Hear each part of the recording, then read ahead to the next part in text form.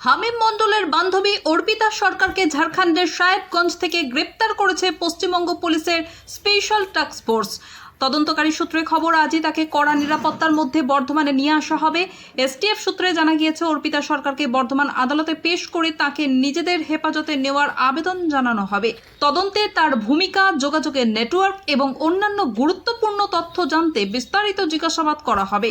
তদন্তকারী সংস্থার দাবি, হামিম মণ্ডলের সঙ্গে যুক্ত যে মডিউলটি নিয়ে তদন্ত চলছে, অর্পিতা সরকারও সেই মডিউলের সঙ্গে যুক্ত ছিলেন। এই অভিযোগের সত্যতা যাচাই করতে তার মোবাইল ফোন, ডিজিটাল ডিভাইস, আর্থিক লেনদেন এবং বিভিন্ন যোগাযোগের তথ্য খতিয়ে দেখা হবে বলে জানা গিয়েছে। উল্লেখ্য, এই মামলায় ইতিমধ্যেই হামিম মণ্ডলকে গ্রেপ্তার করা হয়েছে। তার গ্রেপ্তারের পর তদন্তের সূত্র ধরে বিভিন্ন জায়গায় তল্লাশি ও অভিযান চালাচ্ছিল এসটিএফ। সেই অভিযানের অংশ হিসেবেই ঝাড়খণ্ডের সাহেবগঞ্জ থেকে অর্পিতা সরকারকে গ্রেপ্তার করা হয়েছে বলে তদন্তকারী সূত্রের দাবি। এখন এসটিএফ এর জিজ্ঞাসাবাদে নতুন কি তথ্য উঠে আসে এবং এই মামলার আর কারোর নাম সামনে আসে কিনা সেদিকেই নজর রয়েছে।